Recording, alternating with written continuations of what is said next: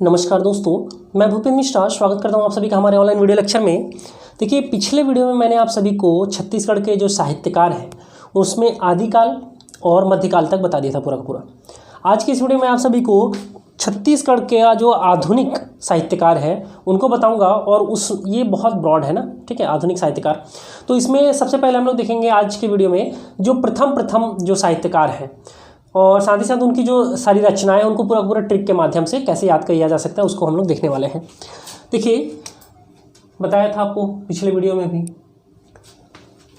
Doctor Narendra Verma ने क्या किया है, 3 भागों में बांटा है हमारे छत्तीसगढ़ के साहित्यकारों को। आदिकाल 1000 से 1500 ईस्वी तक, 1500 से लेकर 1900 तक क्या है, मध्यकाल है, और 1900 से लेकर के अब तक क्या कहलाता है, आधुनिक काल कहलाता है। ठीक है, तो आधुनिक काल में हमारे छत्तीसगढ़ में जो प्रथम साहित्यकार हुए हैं उनको देखने वाले हैं इस वीडियो में। देखिए, सबसे पहला तो हम लोग स्टार्ट करेंगे प्रथम व्याकरण।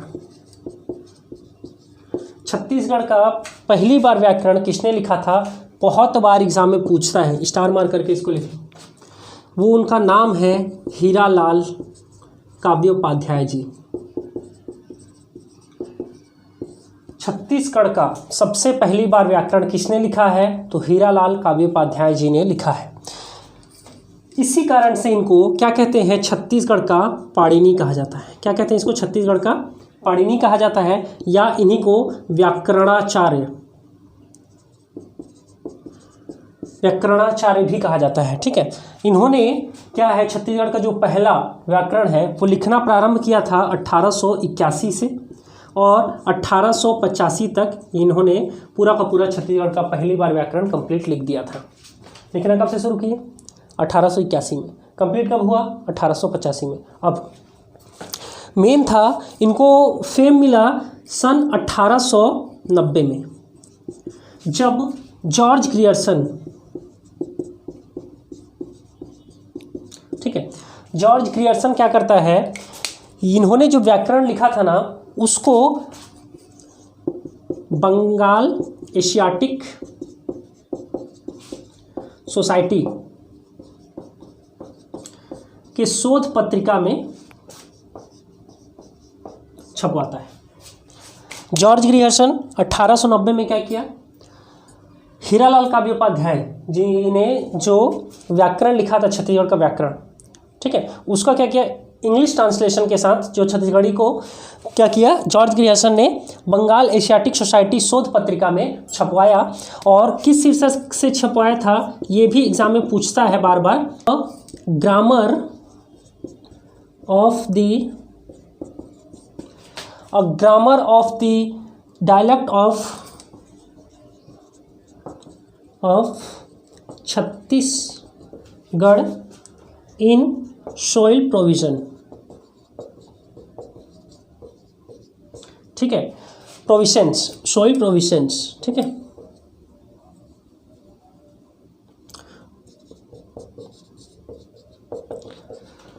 जॉर्ज ग्रियर्सन ने क्या किया, बंगाल के एशियाटिक सोसाइटी शोध पत्रिका में इसको छपवाया, क्या शीर्षक से, a grammar of the dialect of Chhattisgarh in soil provisions. ठीक है, उसके बाद देखो, जब ये हीरालाल काव्योपाध्याय छत्तीसगढ़ का पहला व्याकरण लिख रहे थे तो इनका सहयोग दिया था किसने, लोचन प्रसाद पांडे ने, पंडित लोचन प्रसाद पांडे। ठीक है, किसने सहयोग किया, पंडित लोचन प्रसाद पांडे।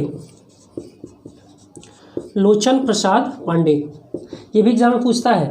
हीरालाल काव्योपाध्याय जी जो कि छत्तीसगढ़ के पहले व्याकरणाचार्य हैं, छत्तीसगढ़ पहली बार उन्होंने व्याकरण लिखा है, तो जब वो पहली बार व्याकरण लिख रहे थे तो उनका मदद कौन किया, सहयोग किसने किया, तो पंडित लोचन प्रसाद पांडे जी का नाम आ जाएगा। इन्होंने क्या किया, 1921 में इसको फिर से संशोधित करके छपवाया था, और अब जब इन्होंने छपवाया तो इसका नाम रखा था अ grammar of Chhattisgarhi dialect of eastern Hindi. A grammar of Chhattisgarhi dialect of eastern Hindi नामक शीर्षक से छपवाया था। किसको, ये जो छत्तीसगढ़ का पहला व्याकरण है उसको किसने, जो व्याकरण जब बन रहा था, जब हीरालाल काव्यपाद जी लिख रहे थे उस समय जो सहयोग दिया था पंडित लोचन प्रसाद पांडे जी ने, तो उसको 1981 में 1921 में क्या करते हैं, छपवाने में फिर से संशोधित करके छपवाते हैं। तो इन सभी फैक्ट्स को याद रखना, ठीक है। पूरा का पूरा मेंस तक में काम आएगा, साथ ही साथ जब इसको लिखने जाओगे तो उसमें भी बहुत ज़्यादा मदद करेगा, ठीक है। अब देखो जैसे जैसे जिसका जिसका नाम आते जाएगा उस हिसाब से मैं आपको बताते जाऊँगा, ठीक है। तो अभी किसका नाम आया, पंडित लोचन प्रसाद पांडे का। किसका नाम आया, पंडित लोचन प्रसाद पांडे का। तो याद रखिएगा छत्तीसगढ़ का जो पहला नाटक है, छत्तीसगढ़ का पहला नाटक कौन सा है, कलिकाल, ठीक है। छत्तीसगढ़ का पहला नाटक कलिकाल, उसको लोचन प्रसाद पांडे जी ने, लोचन प्रसाद पांडे, ठीक है। छत्तीसगढ़ के पहले नाटककार का अगर नाम पूछेगा तो कौन है, लोचन प्रसाद पांडे जी हैं। छत्तीसगढ़ के पहले नाटककार का नाम क्या है, लोचन प्रसाद पांडे जी हैं। लिख देता हूं, प्रथम नाटक क्या है, कलिकाल है, ठीक है। छत्तीसगढ़ का पहला नाटक कौन सा है, कलिकाल है। और किसने लिखा उसको, लोचन प्रसाद पांडे जी ने। अब देखो याद रखना बहुत आसान है, पंडित लोचन प्रसाद पांडे जी की सारी की सारी रचनाओं को एकदम बहुत आसान तरीके से। क्या है, इनके दो भाइयों को साथ में देख लेंगे अभी। इनके दो भाई और हैं लोचन प्रसाद पांडे जी के, एक है मुकुटधर पांडे और एक है बंसीधर पांडे, ठीक है।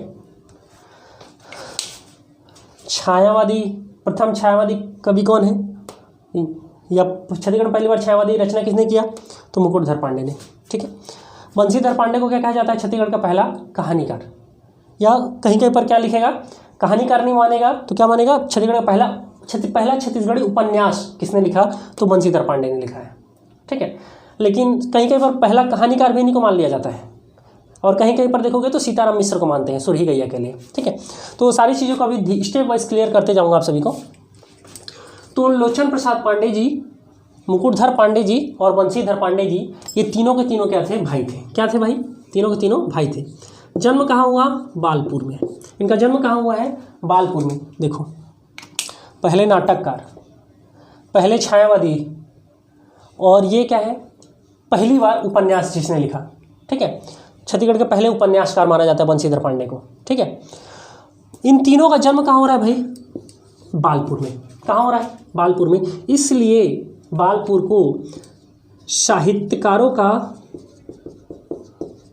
तीर्थ स्थल कहा जाता है।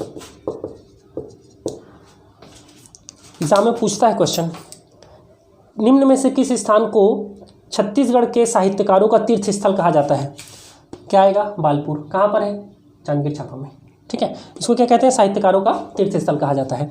अब देखो पंडित लोचन प्रसाद पांडे की रचनाओं का एकदम सिंपल सा ट्रिक, सब कुछ याद हो जाएगा। देखो इनके दो भाई थे, कितने भाई थे, दो भाई थे, और दोनों भाइयों को क्या मानते थे, मित्र के समान मानते थे।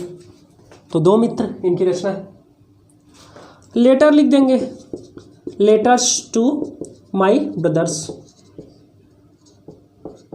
ठीक है। लेटर टू माई ब्रदर्स, अपने भाई की चिट्ठी लिख सकते हैं, सिंपल है ना। लोचन प्रसाद पांडे जी के दो भाई, मुकुटधर पांडे और बंसीधर पांडे, तो इनकी रचनाओं को देखते जाना। दो मित्र इनकी रचना है, दोनों भाइयों क्या मित्र की तरह मानते थे। लेटर्स टू माई ब्रदर्स, अपने भाइयों को एक बार उन्होंने लेटर लिखा। क्या लिखा, अपने भाइयों को लेटर लिखा, और लेटर में क्या लिखा जी, मेवाड़ गाथा लिखा। क्या लिखा, मेवाड़ गाथा। लेटर में इन्होंने क्या लिखा है, मेवाड़ गाथा लिखा है, अपने भाइयों को बता रहे हैं मेवाड़ गाथा के बारे में, लेटर्स के माध्यम से समझो। और जब मेवाड़ मतलब क्या है, हिस्टोरिकल प्लेस है। मेवाड़ मतलब क्या है, हिस्टोरिकल प्लेस। तो वहाँ पर उनको क्या मिला, भूतहा मंडल। क्या मिला, भूतहा मंडल। मेवाड़ है, हिस्टोरिकल प्लेस है, उनको क्या मिल गया, भूतहा मंडल मिल गया, ठीक है। ये सारी चीज़ों को आप आराम से रिलेट कर करके याद रख सकते हो। और जब भूत देखोगे तो आपको क्या मिलेगा, मृगी दुख मोचन। क्या मिलेगा, मृगी दुख मोचन मिलेगा। मतलब भूत देखोगे तो डरोगे ना, डरोगे कि नहीं, तो मृगी दुख मोचन हो गया। समझ में आ रहा है। और क्या मिला इनको, कृषक बाल सखा, कृषक बाल सखा, क्या क्या मिला इनको, कृषक बाल सखा। तो ये सारे के सारे इनकी रचना है। दो मित्र, याद रखने का तरीका देखो, इनके दो भाई थे, दोनों को कैसे मानते थे, मित्र के समान मानते थे, तो दो मित्र हो गया। अपने भाई को एक बार चिट्ठी लिखे, लेटर्स टू माय ब्रदर्स हो गया। चिट्ठी में किसके बारे में लिखे, मेवाड़ गाथा के बारे में लिखे। और मेवाड़ गाथा में हिस्टोरिकल प्लेस है, समझ जाइए। इन्होंने ऐतिहासिक रचना भी किया है, इसलिए जो छत्तीसगढ़ सरकार के द्वारा ऐतिहासिक जो या पुरातात्विक जो प्राइज़ दिया जाता है वो लोचन प्रसाद पांडे जी के नाम पर ही दिया जाता है। इस चीज़ को भी याद रखना। और इनका जो पुरातात्विक रचनाएं हैं उनको भी थोड़ा देर में बताऊंगा, जैसे कि गुंजी का शिलालेख है, किरारी का काष्ठ स्तंभ है, थोड़ा देर में देखते हैं हम सभी। दो मित्र, letters to my brothers, Mewar गाथा। और मेवाड़ गाथा में क्या बताया उन्होंने, भूतहा मंडल के बारे में बताया, हिस्टोरिकल प्लेस है ना मेवाड़। भूत देखोगे तो दुखी होगे, तो मृगी दुख मोचन बता दिया। कृषक बाल सखा के बारे में बताया। इनका जो पुरातात्विक रचना है, पुरातात्विक रचना में इनकी दो रचनाएं बहुत ही फेमस है। एक है गुंजी का शिलालेख,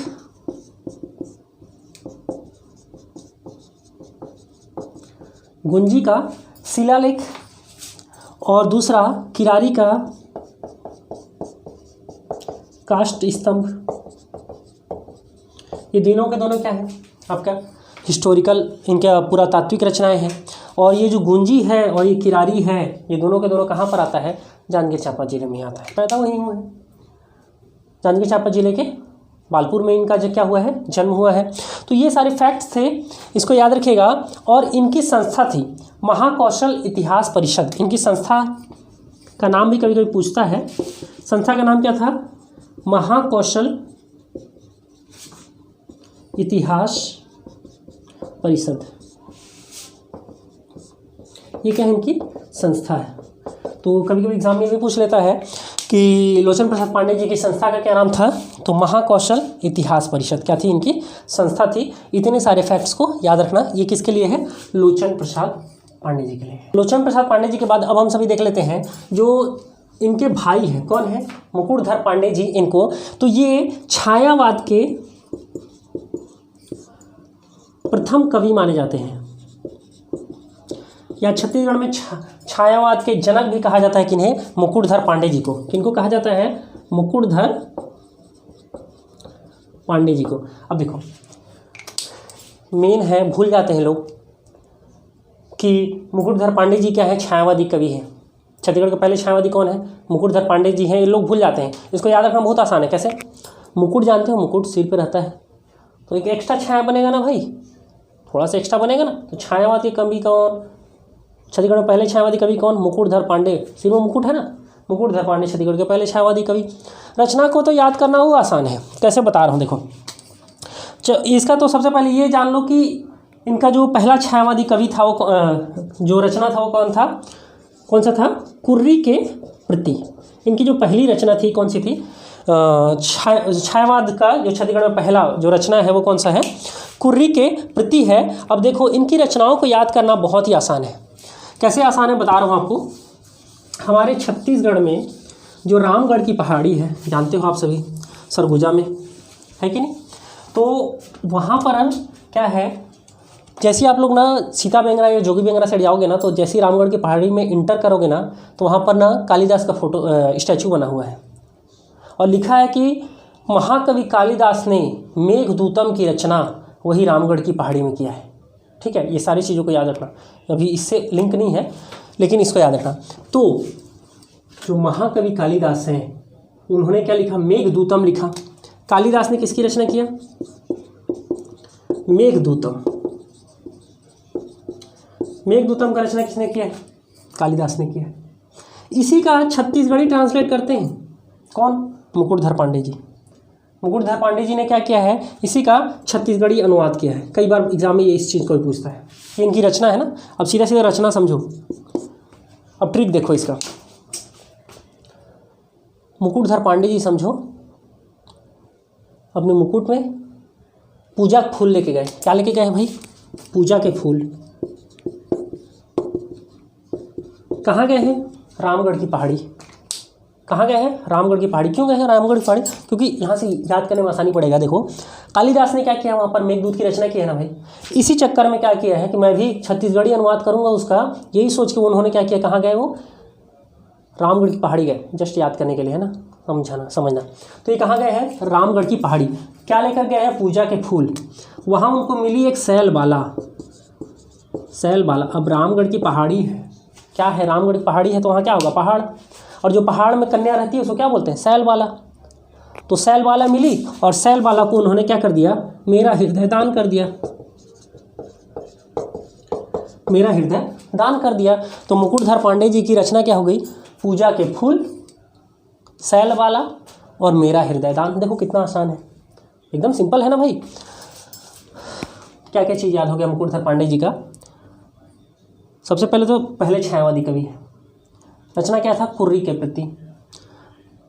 जो कालिदास ने मेघदूत लिखा है उसका छत्तीसगढ़ी अनुवाद किसने किया है? तो मुकुटधर पांडे जी ने किया है। रचना क्या क्या है? पूजा के फूल, सैलबाला, मेरा हृदय दान। याद करने का तरीका क्या है? हम जैसे ही जाओगे ना, मेरा एक वीडियो भी है, मैं वहाँ गया हूँ, रामगढ़ की पहाड़ी सर्च करना, एकदम नंबर 1 पे आता है वो, ठीक है। तो रामगढ़ की पहाड़ी में कालिदास ने क्या किया है? मेघदूत की रचना किया है। अब याद करने के लिए है, तो हमारे मुकुटधर पांडे जी भी वहाँ गए, समझो, ठीक है। क्यों गए? क्योंकि इन्होंने क्या किया है? मेघदूतम का छत्तीसगढ़ी अनुवाद किया है। पूछता है क्या लेकर के गए? पूजा के फूल, क्योंकि कालिदास इनके आइडियल होंगे ना, तभी तो उनका क्या करेंगे, ये छत्तीसगढ़ी अनुवाद करेंगे, उनका जो मेघदूतम जो रचना है उसका। पूजा के फूल लेके गए, लेकिन उनको मिली क्या? सैलबाला मिली, तो अपना हृदय दान कर दिया। याद करने के लिए हम सारे साहित्यकारों का बहुत ही सम्मान करते हैं, इज्जत करते हैं, ठीक है। अब हम सभी आगे देखते हैं, जो अगला है छत्तीसगढ़ का पहला उपन्यास, ठीक है। छत्तीसगढ़ का जो पहले उपन्यासकार माने जाते हैं कौन? बंशीधर पांडे जी। किनको माना जाता है? बंशीधर पांडे जी को।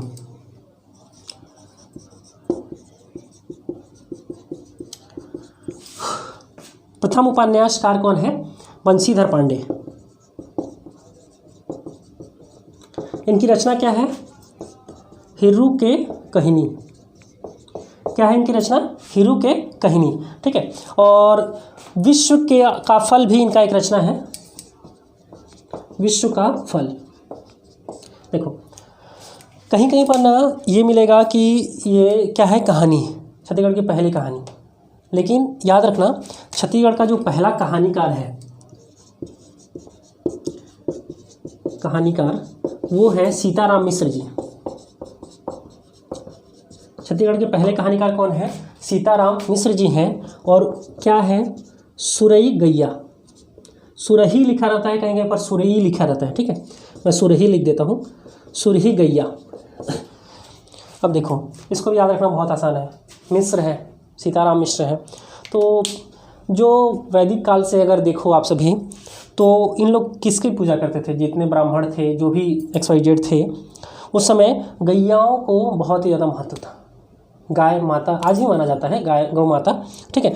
तो सीताराम मिश्र छत्तीसगढ़ के पहले कहानीकार माने जाते हैं। इन्होंने क्या लिखा है? सुरही गैया लिखा है, ठीक है। ये हो गया। तो हम लोगों ने तीनों भाइयों को मतलब अच्छे से उनके चीज़ों को याद कर लिया। उसके बाद प्रथम कहानीकार देख लिया। अब उसके बाद हम सभी पहले जो कवि हैं छत्तीसगढ़ के, ठीक है, छत्तीसगढ़ के पहले कवि, उसको देख लेते हैं। देखो हर चीज़ के लिए विरोधाभास है ना हमारे छत्तीसगढ़ में। अभी मैं आपको बता रहा हूँ क्या है छत्तीसगढ़ के पहले। देखिए बंशीधर पांडे जी जो थे वो पहले छत्तीसगढ़ी उपन्यासकार थे, ठीक है, छत्तीसगढ़ी उपन्यासकार, उनमें याद रखिएगा। और जो छत्तीसगढ़ के पहले उपन्यासकार थे वो शिवशंकर शुक्ल जी हैं। पहले उपन्यासकार कौन है? शिवशंकर शुक्ल जी हैं। और पहले छत्तीसगढ़ी उपन्यासकार कौन है? तो वो है हमारे बंशीधर पांडे जी, ठीक है। अब इन सभी को देखते हैं, बहुत ही आसान से एक बार में याद हो जाएगा कुछ इस प्रकार से। छत्तीसगढ़ के पहले कवि कई लोग मानते हैं, कई लोग नहीं मानते हैं ना। भ्रम की स्थिति छत्तीसगढ़ के हर चीज़ों में है। नरसिंहदास वैष्णव जी को शिवायन के लिए छत्तीसगढ़ का पहला कवि माना जाता है मैक्सिमम लोगों के द्वारा, लेकिन ये अभी भी भ्रम की स्थिति में है, याद रखना, ठीक है। छत्तीसगढ़ के पहले कवि नरसिंहदास वैष्णव जी हैं शिवायन के लिए।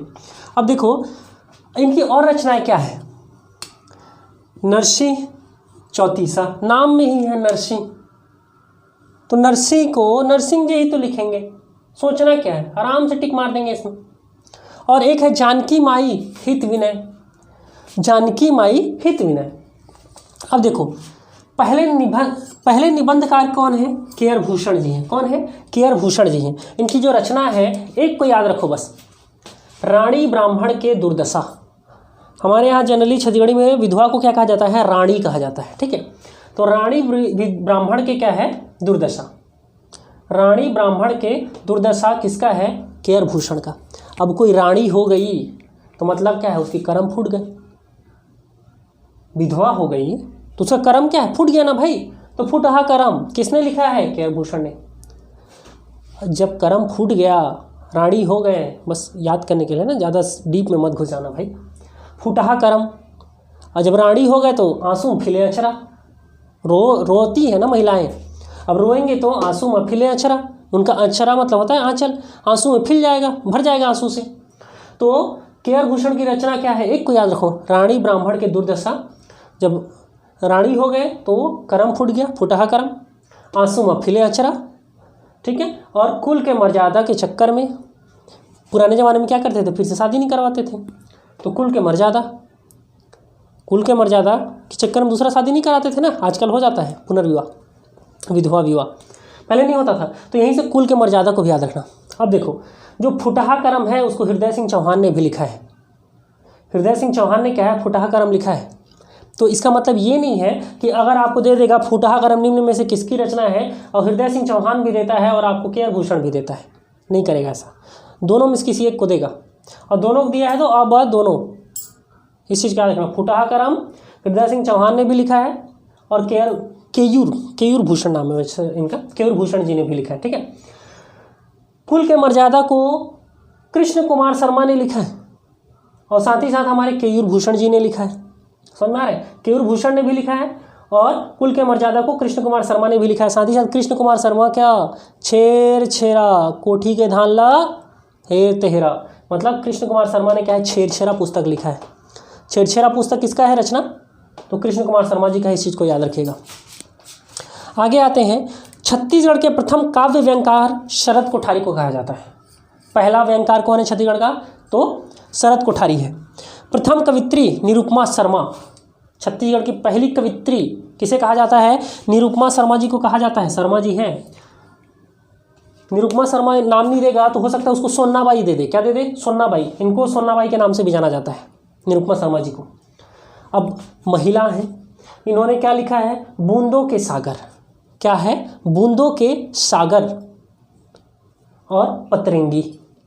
बूंदों के सागर और पतरंगी निरुपमा शर्मा जी का है, ठीक है। नीर, निरुपमा का नीर लो, नीर मतलब क्या होता है, पानी। बूंदों के सागर रिलेट कर सकते हो, ठीक है। प्रथम महिला उपन्यासकार थी सरला शर्मा जी। ये देखो, ये निरुपमा शर्मा है प्रथम कवित्री, और प्रथम महिला उपन्यासकार कौन है, सरला शर्मा जी है। माटी के मितान इनका रचना है, माटी के मितान। माटी क्या है, सरल है। हमारे छत्तीसगढ़ की माटी क्या है, सरल है, इसलिए सरला शर्मा जी माटी के मितान लिख दी, ठीक है।